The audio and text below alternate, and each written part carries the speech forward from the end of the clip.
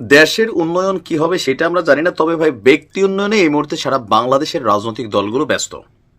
সংস্কার টংস্কার এগুলো আসলে মৌখিক কথা হলেও প্রত্যেকটা সংস্কারের সাথে বলেন, আগামী দিনে ক্ষমতামুখী রাজনৈতিক দলগুলো বলেন, সবার টার্গেট হচ্ছে ক্ষমতা, টাকা পয়সা, প্রতিপত্তি। এর বাহিরে আসলে বাংলাদেশ নিয়ে আমরা কে কতটুকু ভাবি সন্দেহজনক। কারণ এই জুলাই আগস্ট অভ্যুত্থানের স্পিরিট থেকে যে রাজনৈতিক দলটার উৎপত্তি হয়েছে এনসিপি, তারা নিজেরাই কতটা সৎ সঠিক পথে আছে, দেশ জনগণের পথে আছে। বিএনপি যেমন জানতে চাইছে ডক্টর মোহাম্মদ ইউনূসকে কোন জনগণ বলছে যে আমরা খুশি আছি, তা আমরাও বলতে চাই এনসিপিও যখন বলে জনগণ জনগণ, কোন জনগণ? কারণ এদেশে তো জনগণও বিভক্ত রাজনৈতিক দলে। কথা বলছি, যেই পরিমাণ মাইর খাইছে এনসিপির নেতা কর্মীরা, মারছে কারা? বিএনপির। তারা কি বলছে? জিআর সৈনিক এক হও বইলে কিন্তু মাইর শুরু করছে।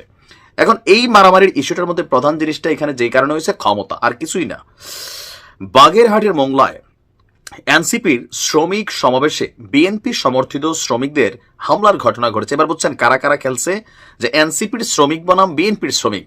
এরা এই যে শ্রমিক লেভেলের রাজনীতি, এরা ভাই ফেডে আনে ফেডে খায়, কিন্তু তারপরে এরা যার যার দল তৈরি করতেছে। কেন?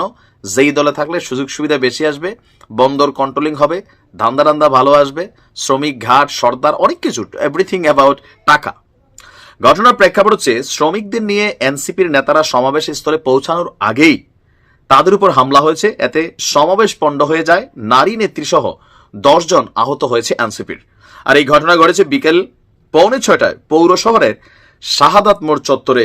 আপনার এই ঘটনাটা জানা যায় এনসিপির শ্রমিক সংগঠনের কেন্দ্রীয় নেতারা তাদের সমর্থিত স্থানীয় শ্রমিকদের সঙ্গে নিয়ে এই সমাবেশে যোগ দিতে যাচ্ছিলেন।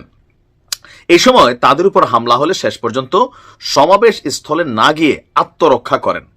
হামলায় এনসিপির শ্রমিক উইংয়ের এক নারী নেত্রী সহ 10 জন আহত। হামলা ও লাঞ্ছনার শিকার হয়ে সংগঠনটির কেন্দ্রীয় নেতারা রাত 8:30টায় সমাবেশ ছাড়াই মোংলা ত্যাগ করেন। এটার নাম হচ্ছে লোকাল পলিটিক্স, মাঠের শক্তি। আমরা এটা বরাবরই এনসিপির বোঝানোর চেষ্টা করি যে বিএনপির নিয়ে আপনার সবসময় অতিরিক্ত কথা বলা উচিত না, কারণ লোকাল পর্যায়ে শ্রমিক টু শ্রমিক তারা কিন্তু ওই কূটনীতিক বক্তব্য, কৌশলী বক্তব্য দিবে না, সুযোগ পেলে মারবে, যেটা আমরা দেখলাম। তবে এই ঘটনা কোনোভাবেই কাম্য না। আপনার এনসিপির শ্রমিক উইং এর কেন্দ্রীয় নেতাদের অভিযোগ, জিআর সৈনিক এক হও স্লোগান দিয়ে বিএনপির নেতৃত্বাধীন দুষ্কৃতকারীরা, কেন বিএনপির যারা নেতৃত্বাধীন দুষ্কৃতকারী কেন হয়ে গেল? তারাও তো শ্রমিক। এখন আপনাদের মার্সে দেখে দুষ্কৃতকারী নাকি?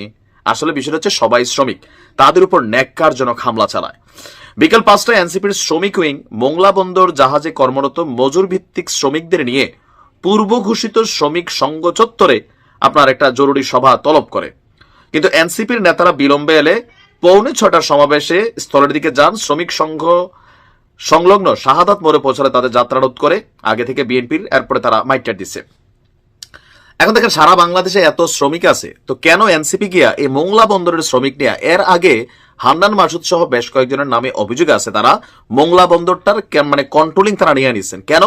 ওইখানে শ্রমিকদের সাথে মিটিং করলে বন্দর থেকে পয়সা আসে নাকি? যদি তাই না হয়, শ্রমিকদের নিয়ে একটা সমাবেশ করতে গেলে এখন মোংলা বন্দরের শ্রমিক নিয়ে করতে হবে। ভাই ঢাকা শহর কি শ্রমিকের অভাব আছে? সারা বাংলাদেশে অভাব আছে। এখন মোংলা বন্দরের শ্রমিকদের কাছে বিএনপির শ্রমিক বন্দর মানে যারা আছে তারা একটা পার্টি। কেন? এতদিন যারা খাইতে পারে না, আওয়ামী লীগ বেসিক ছিল, আওয়ামী লীগ চলে গেছে, এখন মাঠটা খালি। তো সেই খালি মাঠে এনসিপি, ইউনূস সাহেব ক্ষমতায় থাকা, তারাও অনেক বড় প্রভাবশীল। বিএনপি আগামী দিনে আসবে ক্ষমতায়, প্রভাবশীল। তো এই দুই গ্রুপ খাওয়া খাওয়ি নিয়ে লাগছে, এখানে অন্য কিছু না। এনসিপির বোঝা উচিত মাঠের রাজনীতিতে ক্ষমতা আরেক জিনিস, মানে মাঠের শক্তিটা আরেক জিনিস। তবে বিষয়গুলো হাস্যকর, লজ্জাজনক। পরিবর্তনের স্বপ্ন আমরা এইভাবে দেখবো না। ভালো থাকুন।